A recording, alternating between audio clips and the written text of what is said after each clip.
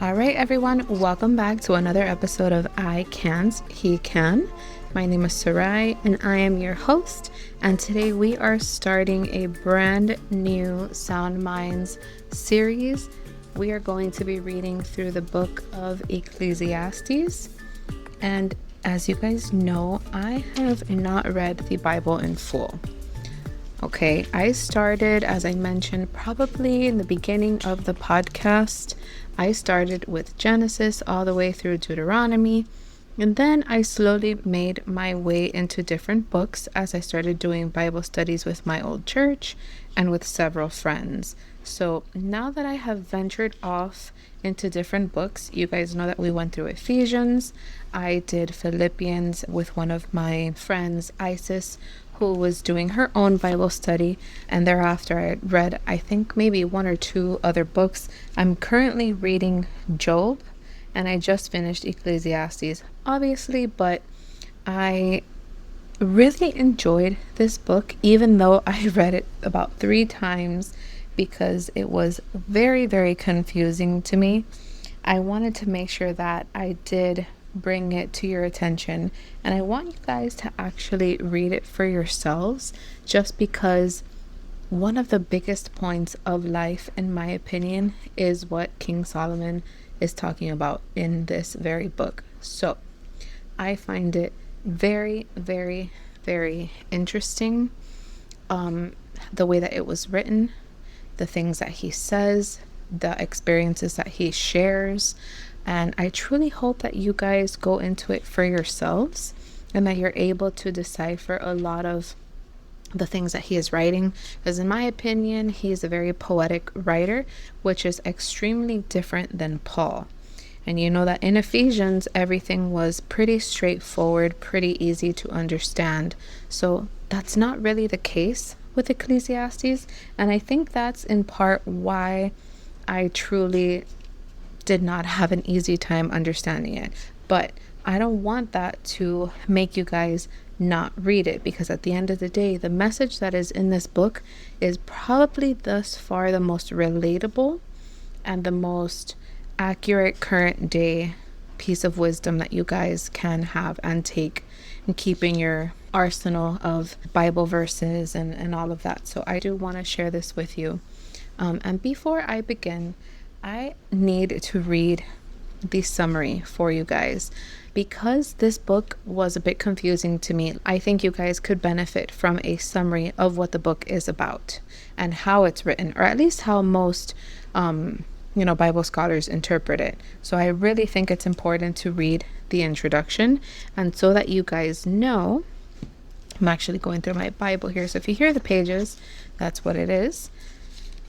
My Bible is the Thomas Nelson NKJV, New King James Version, and it's the Word Study Reference Bible.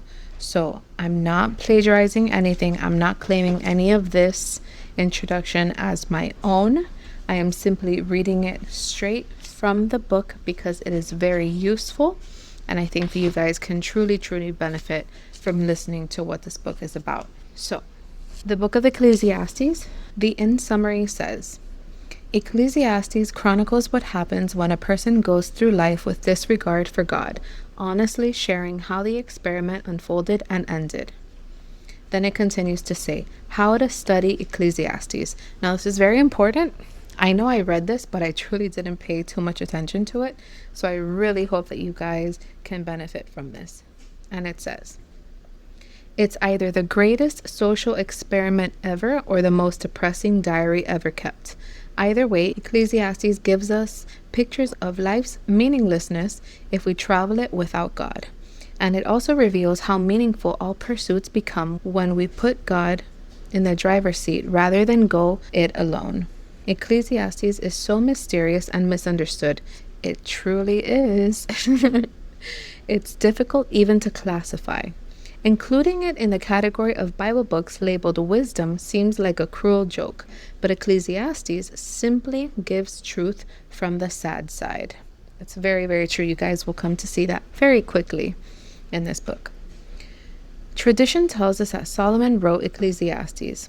Evidence includes the author identifying himself as the son of David. in chapter 1, verse 1, and referencing, quote, more wisdom than all who were before, end quote. And descriptions of pursuits that match Solomon's life seem to make it match from him. And I have this next sentence circled on here because I found it truly helpful. And it says, but certain phrases such as chapter 1 verse 16 implying many kings before, when only David and Saul preceded Solomon, make some linguistic scholars debate whether Solomon could be the author. So apparently some scholars seem to think that he may have not been the author, he was the author. So there is some confusion on there, but based on what I know in reading Proverbs and Psalms, I'm pretty sure that he is the author. That's just my opinion. But anyway, we continue on. And it says, Ecclesiastes isn't a book that can be taken at face value. I clearly skipped over this sentence because it says again, Ecclesiastes isn't a book that can be taken at face value. I think that's probably why I struggled so much, because I was taking everything so literal, being used to reading Paul's letters. I was so used to that penmanship that when I started reading Ecclesiastes, it really was like I got hit by a train. It was so hard for me to understand. So I really did not pay attention to that one sentence here. Ecclesiastes isn't a book that can be taken at face value. It must be read in context. Without context, certain statements are true, some half true, and some out of context are downright false. Of course, the book is true, but God's truth comes through most clearly when you understand the nature of the book. Consider the following points to prepare you to glean the life lessons from Ecclesiastes. So, this is one of the points. The main message is at the end. Okay, so today we're going to read chapter 1, and there are actually 12. There are 12 chapters in this book. So it says here that the main message is at the end. So we're going to read chapter 1, and you guys are not going to have the main message until all the way in chapter 12. But I'm pretty sure that by chapter 2 or 3, you guys are going to understand the big picture of what Solomon is trying to say here. And then this continues and says, no, you cannot skip to the last chapter before you read everything else. Well, you can, but you'll miss the full picture. Just know that the majority of the book, particularly the first half, is often dreary and depressing. However, this ultimately brings more richness to the book's concluding message. Then it says, consider this an old man looking back on his life. You know how sometimes things that seemed fun at the time turn around to be a huge mistake or a total collapse of judgment? Assuming the author is Solomon, as many do, it makes sense to picture old Solomon ready to record his completely honest, year after the fact, open book assessment of his flawed past. You'll probably see someone who you know in this book, maybe yourself. The author had it all: money, time, power, prestige, intelligence, and unending bravado. Nobody told him what to do or how to do it, or that he shouldn't do it. If they did, he didn't listen. And he gave himself fully to every single thing the world promised would bring joy. But none of that worked out as promised. So I think you guys should pay attention to that one sentence. And he gave himself fully to every single thing that the world promised would bring joy, but none of that worked out as promised. Very important key point there. Then it continues to say, this isn't Proverbs, take 2. Assuming Solomon wrote both books, we might expect to see similar expressions of wisdom. We don't.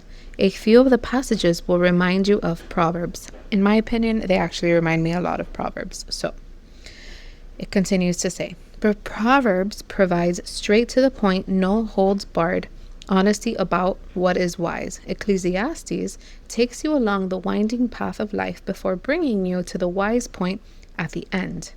Keep in mind that Solomon recorded his life, his thoughts, and his ideas from a time when he wanted to test what God said against what he personally wanted.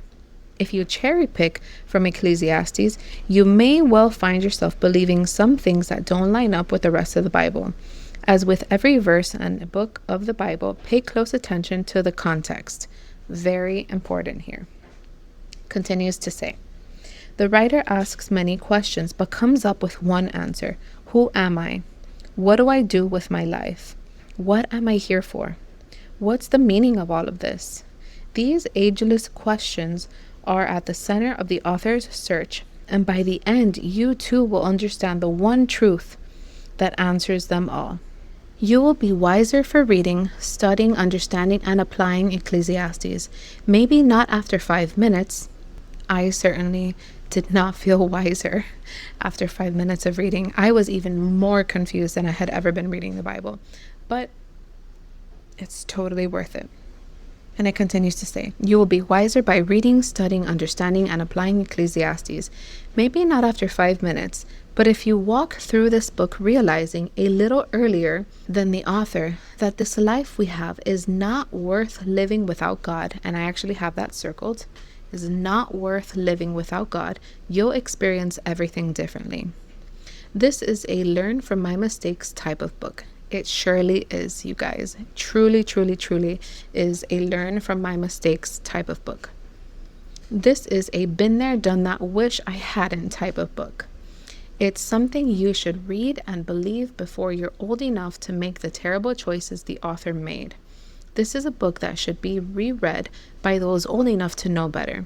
Save yourself the money, the broken heart, the disappointment, and the exasperation of trying the experiment Solomon tried. Learn from Ecclesiastes. It will lead you straight to God and to delight in the life that He created. Amen to that, you guys. Amen to that. So, like I said, we are going to read chapter 1. I'm going to highlight a few things that I had underlined, circled, little notes that I made. But overall, I truly hope that you guys read this for yourself, because it is truly, truly a confusing but very deep and wise book. At the end of the day, this is all information that we should be retaining, that we should be consuming, because we spend so much time making bad decisions and bad choices. So if we only knew then what we know now, we would definitely avoid a lot of problems, save ourselves the heartache, the headaches, all of the above. And so let's start with today's chapter 1 of Ecclesiastes. Verse 1. The words of the preacher, the son of David, king of Jerusalem. Verse 2. Vanity of vanities, says the preacher. Vanity of vanities, all is vanity. I'm already going to stop for a moment there. You will hear vanity of vanities, all is vanity 1,000 times in this book. And I will say, just like the introduction said, you need to take things at face value. If you are understanding what you're reading as vanity and whatever the definition of it is, then that's what it is.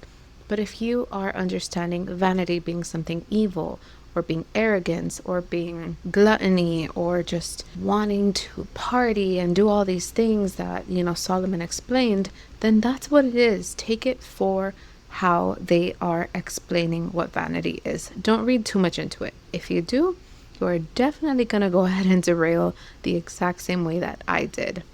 So let's continue. Verse 3. What profit has a man from all his labor in which he toils under the sun? Verse 4. One generation passes away and another generation comes, but the earth abides forever. I recall speaking about something similar to this with David a few weeks ago, and our conversation was something like how we don't really know or seem to know our ancestors, or maybe just 4 or 5 generations from before us, and what they did, what their names were, what their life was about. And when I read this, it reminded me of that conversation, because we don't remember any of these people. And it's actually saying here in verse 4, one generation passes away and another generation comes, but the earth abides forever. So the earth continues. We're going to pass away. Another generation is going to be born, and it's just a revolving door. They don't really seem to remember us, just the same way that we don't remember those old ancestors. So if you think about it that way, that it's not going to matter too much, maybe 4 generations down the line, then that will probably change the way that you look at life nowadays. So I digress. And let's get back to verse 5. The sun also rises, and the sun goes down, and hastens to the place where it arose. Verse 6. The wind goes towards the south, and turns around to the north. The wind whirls about continually, and comes again on its circuit. Verse 7. All the rivers run into the sea, yet the sea is not full. To the place from which the rivers come, there they return again. Verse 8. I have this verse completely underlined and circled, and this is what it says. Verse 8. All things are full of labor, man cannot express it. The eye is not satisfied with seeing, nor the ear filled with hearing. When I read that the first time, the little notes that I wrote on here say, all we do is work and we are still not satisfied. And it's true, because the eye is not satisfied with seeing, nor the ear filled with hearing. A lot of the time, like I said, we just focus on work, and it's all about the money, and every other Friday when we get paid, and that's what we're focusing on. And again, it's just a revolving door of things that are not going to matter. Continuing on to verse 9. That which has been is what will be. That which is done is what we will be done. And there is nothing under the sun. Verse 10. Is there anything which it may be said, see, this is new? It has already been in ancient times before us. And verse 10 is basically saying to me that there is nothing under the sun that we can do, say, come up with that hasn't already been thought of by our ancestors and people from before us. And it's true. If you come to realize even outfits and clothing and just things from, for example, in our day and age, the 60s, 70s, 80s, all these things come back in style. And that's just to kind of keep it surface level, but it's so true. There's nothing that we are coming up with that is original, that hasn't been done before. Verse 11. There is no remembrance of former things, nor will there be any remembrance of things that are to come by those who will come after. Again, I put there that was important. Same thing. We're not going to remember anything from the people before us, and the people that are soon to come are not going to remember us. And again, it's just a revolving door of time and things that we are doing that are being wasted, because none of it is going to be remembered years and years down the road. It's kind of sad, just how the introduction said. It's very sad when you think about it that way. But is it true? It's 100% true. So let that sink in. Verse 12. I, the preacher, was king over Israel in Jerusalem. Verse 13. And I set my heart to seek and search out by wisdom concerning all that is done under heaven. This burdensome task God has given to the sons of man, by which they may be exercised. So he actually is saying that he did try to seek things that were done under heaven, because it was a task that was given to him from God, and not just him, but man themselves, meaning everyone. And he said that it was something that was very burdensome, but again, it was given to us for us to do and to be exercised. So keyword here is they may be exercised. Again, God gives free will. So that was just a small little tidbit that he dropped there to remind us that, hey, it's a choice that we have. Verse 14 says, I have seen all the works that are done under the sun, and indeed all is vanity and grasping for the wind. You guys are going to hear that many times. All is vanity, as well as grasping for the wind. Now, again, take everything at face value. If you imagine that you're grasping for the wind, things are, what is happening to your hand? Just imagine if you stick your hand out right now and you feel like you're grasping for the wind, you're not grabbing anything. You can't take it with you. So just hold on to that thought as you continue reading Ecclesiastes. Verse 15. What is crooked cannot be made straight, and what is lacking cannot be numbered. I absolutely love this. If you bend a fork or a spoon, and you try to put it back how it was before, you're never going to be able to do that. And that's kind of like what it's saying here. Something that is crooked cannot be made straight. Anyway, verse 16. I communed with my heart, saying, look, I have attained greatness, and I have gained more wisdom than all who were before me in Jerusalem. My heart has understood great wisdom and knowledge. Verse 17. And I set my heart to know wisdom and to know madness and folly. I perceived that this is also grasping for the wind. And again, I have that entire verse underlined, verse 17, because he is saying there that he set his heart to know wisdom, and he did.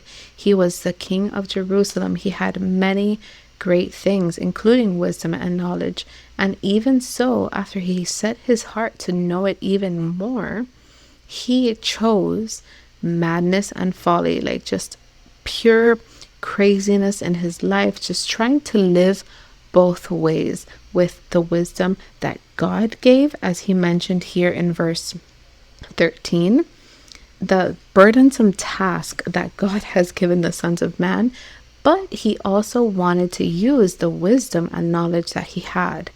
So verse 17 again says, and I set my heart to know wisdom and to know madness and folly. Wisdom and madness and folly. What a mix.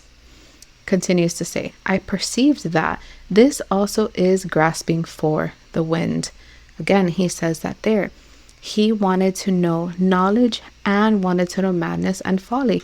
And he perceives, meaning he thinks that that is also like grasping at the wind. What are you going to gain from doing all of those things?